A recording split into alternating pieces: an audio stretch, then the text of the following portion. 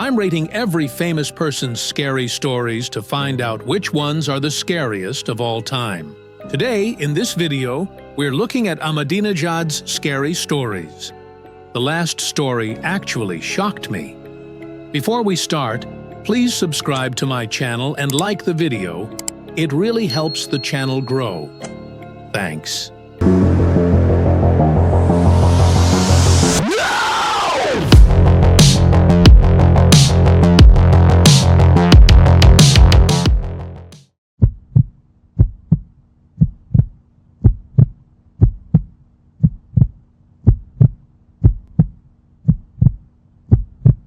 I was working the night shift at the local hospital when it happened.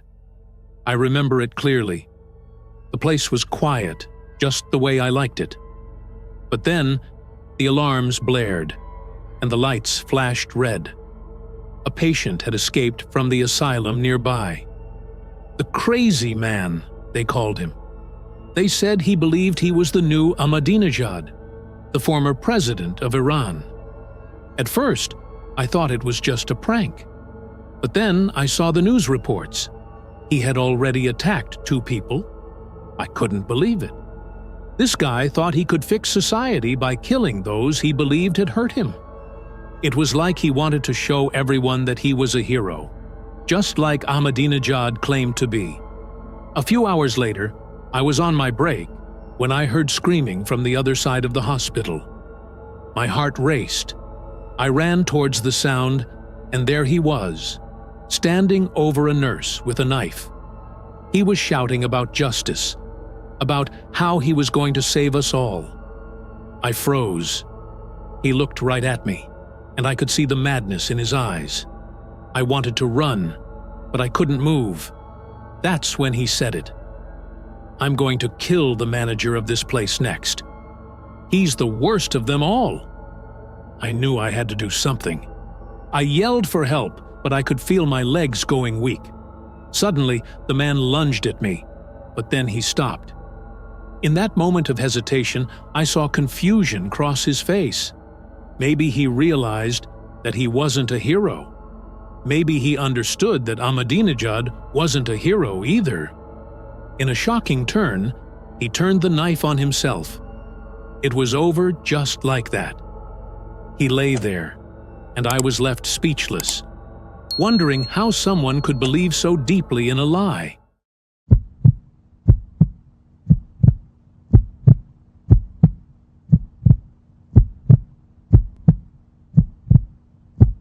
So, I just got out of the psychiatric hospital after being treated for my multiple personality disorder.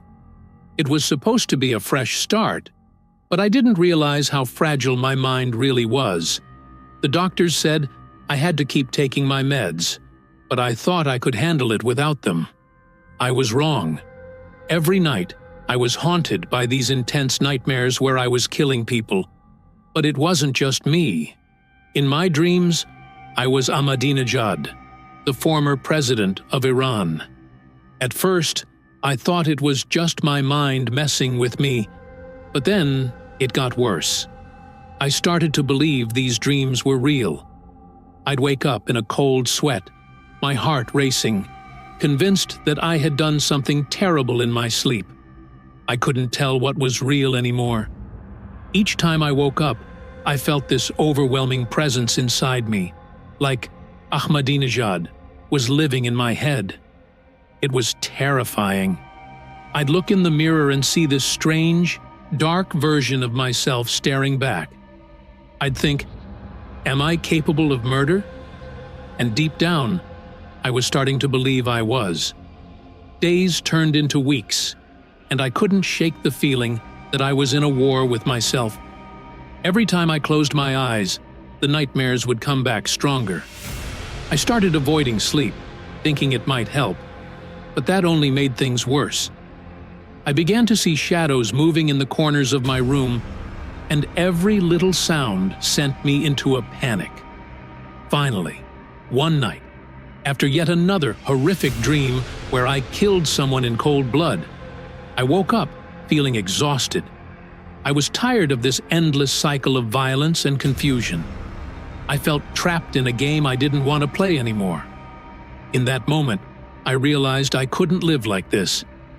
I reached for my last remaining pills, but they were gone. I couldn't take it anymore.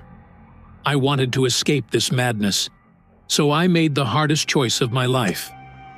Because I was tired of this game by Ahmadinejad, I want to end my own life.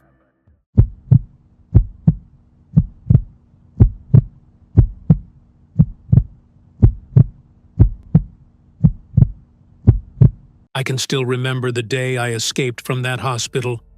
I was trapped for months, tortured by my own mind. They called me crazy, said I had hallucinations. But it wasn't just that. It was all the anger I felt from Ahmadinejad's policies that ruined my life. I had to get out. I had to find a way to make it right. After I broke free, I ran through the streets, my heart pounding. That's when I found the glasses, old, smoked, and cracked. I picked them up out of sheer curiosity and put them on. Instantly, everything changed. The world around me got darker, but that wasn't the worst part. Every person I saw transformed into Ahmadinejad. I couldn't believe my eyes. I thought I was just seeing things, but the rage began to build inside me. It felt like a fire, burning away any sense of reason. Each person I encountered became a target, a symbol of everything that had gone wrong in my life. I felt empowered, like I was meant to do this. I started attacking them, one by one, believing I was purging the world of evil. It was a sickening rush, and with every strike, I felt the weight of my pain lift a little. But then, everything changed. I came across a group of people, a family, laughing and enjoying their day. They had no ties to politics, no connection to Ahmadinejad, yet when I looked at them through the glasses, they morphed into his twisted face. I hesitated, my heart racing. They were innocent, and yet I couldn't escape what my mind was telling me. I stood there, frozen, questioning my sanity. What if I'm just a monster, I thought. What if I'm killing the wrong people? The weight of my actions crashed down on me, and the glasses felt heavy on my face.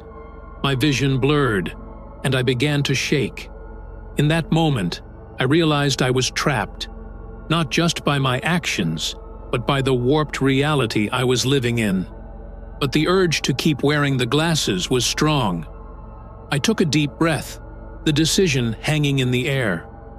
Was I really a savior, or just a man lost in his own madness?